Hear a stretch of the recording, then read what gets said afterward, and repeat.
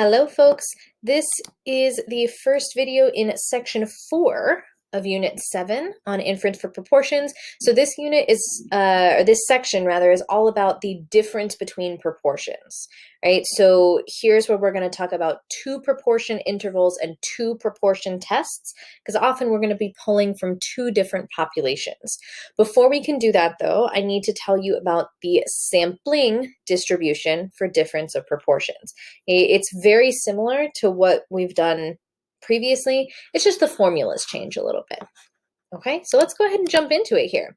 So we use the sampling distribution for a difference between proportions when we want to compare things typically. So we use this when we want to compare proportions of individuals with a certain property in two different populations.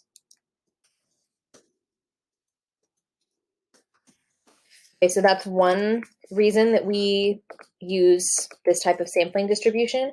Another reason that we'll use it is to compare the effectiveness of two treatments in an experiment. Okay, so this first reason that we use it is more for observational studies, and this second is for experiments. Okay, so we're often going to be dealing with two different populations or treatments, right? So your parameters and statistics and sample size are still notated with the same notation that you're used to, right? So the true value, the parameter is indicated with a lowercase p. The statistic is p hat, that's the sample proportion. And then sample size obviously is indicated by the variable n, right? It's just now since we have two populations, there's two of each of these, okay? So I want to remind you that whenever we're dealing with a sampling distribution, we're looking at the distribution of a random variable, right? Whether it's, and whether we're looking at like the mean of that random variable or the proportion of that random variable or the standard deviation, it doesn't matter. That all of this, right, is based on random variables, which we talked about in Unit 5, okay? And we also talked about a little bit in Unit 3 even. So if you think back to when we first talked about combining random variables, right, that when you add or subtract two random variables, two populations, whatever it is, then that new distribution also is connected to its own random variable.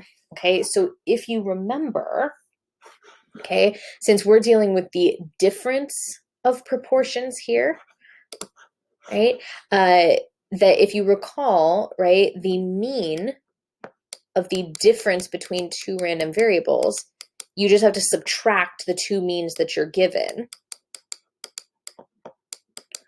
right? And then remember the rule for variance, right, is that you never subtract variances, right? Even if you're subtracting the variables, you have to add the variances, which means you essentially end up adding standard deviations.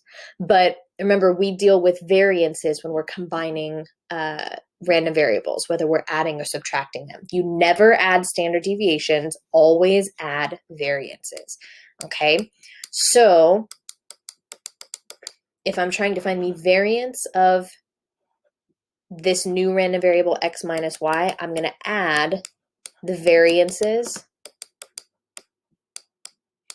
of the two individual populations, okay? All right, so if we look at this as a sampling distribution of the difference between proportions, okay, just like the sampling distribution of like one proportion, just like the sampling distribution of means, the shape, oops, sorry folks, just switch back to my text box, your shape here is approximately normal. Okay, approximately normal, and technically all three conditions have to be met in order for this to be true, but the one that we have to meet that like must be met in order for this to be true is your success fail condition, and then really your large counts. But so we have to meet our success fail condition. Okay. But because we're dealing with a difference of proportions, you have to check this for both populations, population 1 and population 2, right? So we have to have N1 times P1 has to be greater than 10. Same thing for the number of failures,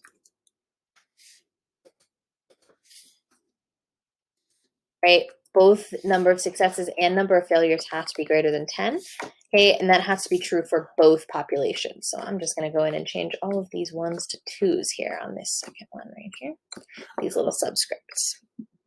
Okay, all right, so your shape is approximately normal. Okay, your center is exactly what we talked about here, right? That the center is going to be your mean, right? And the mean is the true values to the parameters. Right? You're just going to subtract your two parameters. Okay, and then your spread, okay, your spread has a much more complex equation, but it has parts that are probably very familiar to you. Okay, so here is your equation for standard deviation.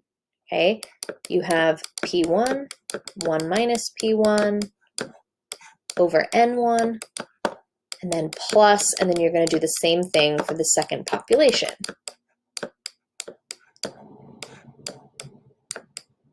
Okay, so essentially, you're just taking your general format that you're used to for a standard deviation, P1 minus P over N, all under the square root, and you just have to add those two things for both populations, right? Because you have to include both populations in your standard deviation calculation, right? Can't leave one out, right? Now, in order for these equations to be true, then again, technically all three conditions have to be met. Remember your randomness 10% and your success fail / large counts, okay? But the condition that specifically allows for these two formulas to be used is the 10% condition. Okay, and remember, that's the condition where you have 10 times each sample size has to be less than the total population value, right? And again, just like with the success fail condition, we're doing double duty here, right? You have to check this for both populations, okay? So as a quick review for you, shape, center, spread, okay? In order for the shape to be approximately normal, you have to meet your success fail condition / remember it can sometimes be called large counts, okay? And then in order for us to be able to use these equations for the mean and the standard deviation, we have to meet the 10% condition. Remember, technically you have to meet them all, right? But success fail condition is directly connected to shape, and the 10% condition is directly connected to these formulas for center and spread. Okay, so let's take a look at just some mechanics, right? An example here with these sampling distributions. Okay, so in this example, we have 2 bags of colored goldfish. So those are our 2 populations. Bag number 1 has 25% red crackers. Bag number 2 has 35% red crackers. So those are my parameters, right? P1 and P2. Each bag has more than 1,000 crackers. Okay, and we're taking a simple random sample of 50 crackers from bag 1 and 40 crackers from bag 2.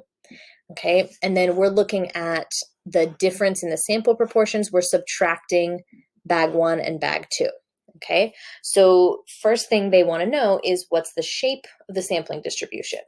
Okay, most of the time, the answer to this question is going to be approximately normal, but we have to check the success-fail condition for both of these, okay? Both of these populations. So we have, for bag 1, your true value is 0.25, and for bag 2, your true value is 0.35, okay? And then for bag 1, remember my sample size was 50, and for bag 2, my sample size was 40, okay? So we're gonna check our success-fail condition for both of these bags, right? So for bag 1, you have 50 times 0.25, that's 12.5, which is greater than 10. Okay, and then we need to check the number of failures. So that's 50 times 1 minus 0.25 is 0.75. Okay, and that value is 37.5, which again, obviously is greater than 10. Okay, and then we need to do this for bag number 2 as well. So n for bag number 2 is 40, and then my true value was 0.35. Oops. Not sure why my text has suddenly gotten smaller. Don't know what's going on there. Oh well. So we have 40 is my sample size, and 0.35 is my true value. Okay, so that gives me 14, which is greater than 10. Right, and then I'm going to do the same thing here for the number of failures. So 1 minus 0.35 is 0.65, right? 40 times 0.65 is 26, which again is greater than 10, okay? So because we've passed the success-fail condition, for both populations, we can say the shape is approximately normal because both bags pass the success-fail condition. Okay. All right, then part B says to calculate the mean of the sampling distribution. Now, if we look up, they want us to subtract bag 2 from bag 1. Okay, so that's what we're going to do when we calculate the mean here. Okay, so my mean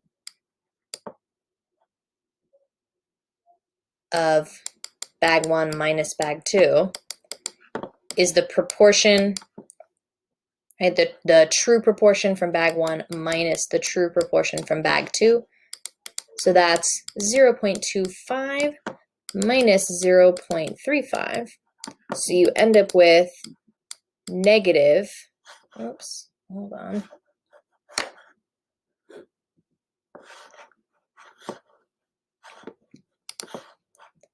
Apologies, you can barely see that negative sign there. So negative 0.10. Okay, so you're going to end up sometimes with a negative proportion here. That's okay. It's just happening because you're subtracting 2 populations. Okay, all right, then my standard deviation of bag 1 minus bag 2 is a slightly more complex affair to calculate, right? So I'm taking, just as a reminder, your formula is here. So I'm taking P1 times 1 minus P1 over N1, and then adding P2 times 1 minus P2 over N2, and then throwing all of that underneath the square root. Okay, so the proportion for bag 1, the true value is 0.25, okay, and then you have 0.75 here, because that's 1 minus 0.25 over 50, and then I'm going to add, and then I have to do the same thing to the other population, so 0.35 times 0.65 over 40. Once you get to this point, just plug that sucker directly into your calculator. Okay, and when I did that, I got 0.0971. Okay, and obviously I rounded a little bit. So when you're dealing with standard deviation, it's best to round. I usually tell you around 4 decimal places is usually good to round for standard deviation, but you can also store that number in your calculator, right? Which may make it a little bit easier to keep track of. All right. So we've got one other problem here that goes through essentially the same procedure here. Okay, so I want you all to pause the video right now and try this one on your own, and then come check back with me to see how you did. All right, folks, so go ahead and check your answers against mine. So for part A, just like the previous problem, you should have been able to verify the success-fail condition for both Nathan and Kyle, the state that each of them live in. Okay, which you can see I did all the math. I worked it out in part A, so you can check your answers there. Right, but we get that number of successes and number of failures for both populations, for both Nathan and Kyle, is greater than 10. So we can say that the shape is approximately normal because both samples pass success-fail condition. Okay, and then the mean of my sampling distribution, I have to again take a look at the problem and see what they actually want me to subtract so that I make sure I have the correct sign on my mean. Right, so they want me to subtract Kyle's information from Nathan's information. So my mean is PN minus PK, right? So the proportion, the true proportion from Nathan's state minus the true proportion in Kyle's state. So that's 0.8 minus 0.6, which is 0.2, okay? And then for my standard deviation, again, we're doing just the general formula. So 0.8 times 0.2 over 100 for Nathan's state, and then 0.6 times 0.4 over 70 for Kyle's state, right? Add those together, take the square root, throw it all into a calculator, and when you do, you get 0.0709. So these are your mean and your standard deviation of the sampling distribution for this population, all right? And for this context. All right, y'all. So in the next video, we're going to talk about confidence intervals for the difference of proportions. You're going to see, hopefully, when you take a look at that video, that a lot of your processes, most of your formulas stay the same. It's just we have to do a little bit of extra work because there's 2 populations instead of 1. All right. So with that, I will see you all in the next video. Bye, everybody.